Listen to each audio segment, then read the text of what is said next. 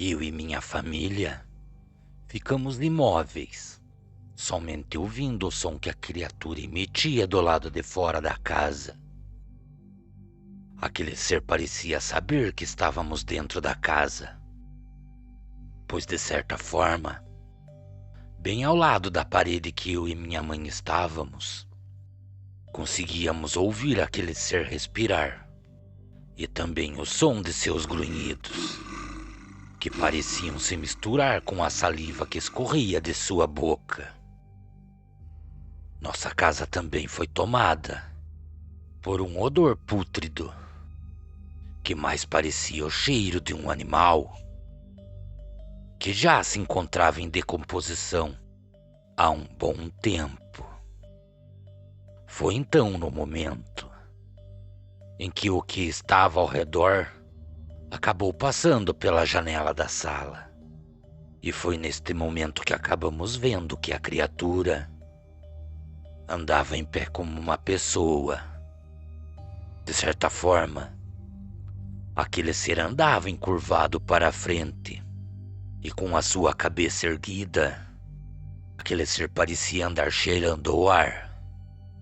Foi então que minha avó pediu para que todos nós caminhássemos até o seu quarto. E pouco antes de abrirmos a porta, aquele ser se jogou sobre a porta da sala de nossa casa. Meu pai tentou escorar a porta com o seu corpo. Ele também tentava conter as investidas da criatura. Se aquele ser conseguisse adentrar a nossa casa, com certeza não teríamos chance alguma contra a fera. Minha avó, que sempre foi uma católica praticante e também bastante devota a São José, o santo protetor das famílias, começou a rezar fervorosamente naquele momento. Era possível ouvir a oração que ela fazia. Ó glorioso São José, a quem foi dado o poder de tornar possível as coisas que para os seres humanos são impossíveis, vinde ao nosso socorro nesse momento de terror em que nos encontramos. Tomai sobre vossa proteção a causa importante que vos confiamos, para que tenha uma solução favorável. Com isso do lado de fora, era possível notar que a criatura parecia se incomodar com as palavras que minha avó pronunciava.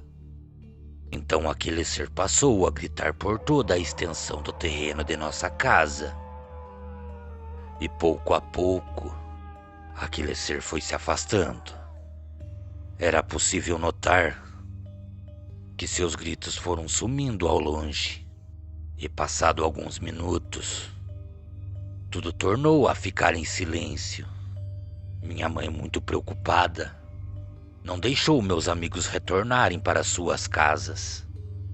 Mas também confesso a vocês que ninguém dormiu mais depois de todo esse acontecimento. Por muitas outras noites, conseguíamos ouvir esse ser passar por frente à nossa casa.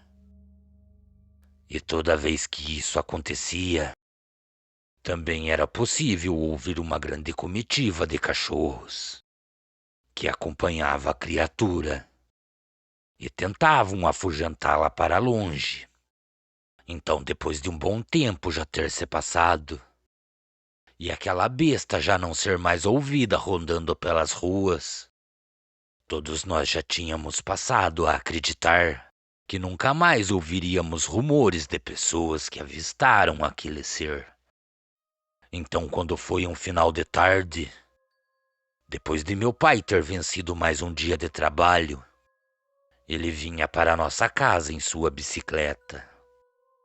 E ele conta que de longe avistou um grande alvoroço de pessoas que pareciam estar reunidas em um pequeno arroio de água que se formava à beira da estrada e se estendia para dentro de uma propriedade que ficava vizinha às nossas terras. Foi então, no momento que ele se aproximou, que ele acabou vendo alguns amigos e vizinhos e de imediato ele acabou perguntando o que havia acontecido. Mesmo ouvindo tudo o que lhe foi dito, ele foi até a beira da estrada e olhou na direção daquele arroio. Foi então que ele acabou contando a todos nós. Caído em meio ao banhado que se estendia para dentro da mata, havia um senhor de bastante idade.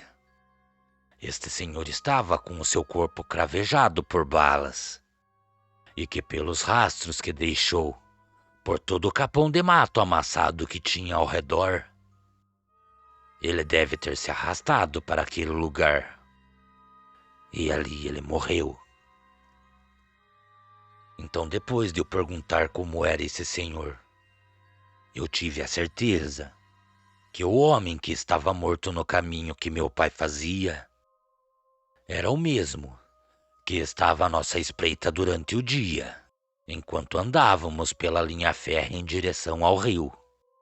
Nesse momento, minha avó caminhou até nós e também começou a nos contar algo assustador. Ela falava que há muitos anos atrás, ainda em sua mocidade, seu pai lhe contou uma história sobre um homem que era seu amigo. Ela dizia que esse homem, movido pela ganância, pela luxúria e pelo desejo de ser poderoso, acabou se envolvendo com obras satânicas. Também nos contou que uma das últimas vezes que ele foi visto foi em uma noite muito fria. Este homem foi visto saindo de sua casa durante a noite e entrando mata dentro. E para nossa surpresa, o local era o mesmo onde fomos atacados pelo lobisomem. Minha avó nos conta com a máxima certeza que ela tem, que ao seu lado havia alguém que lhe acompanhava. Esse ser tinha as pernas tortas e peludas. Seus pés eram parecidos com cascos de bode e também possuía um pequeno rabo. Depois que ambos sumiram na mata, um grito muito alto de agonia passou a ser ouvido. O tom desses gritos foram mudando, até se tornarem o som de um grito de alguma coisa que estas terras que existem ao nosso redor jamais acreditariam que existia. Aquele homem entregou a sua alma ao pai da mentira, que lhe prometeu tudo, mas a única coisa que lhe entregou foi a maldição de ser uma fera que vagaria por essas noites, invadindo fazendas à procura de alimento para saciar a sua fome. Então minha avó falou que este senhor que eu e meus amigos vimos à beira da linha, e que também foi visto morto à beira da estrada, já teve a sua maldição interrompida, mas infelizmente sua alma deve estar queimando em meio às chamas do inferno. Cordiais uivos a todos. Boa noite.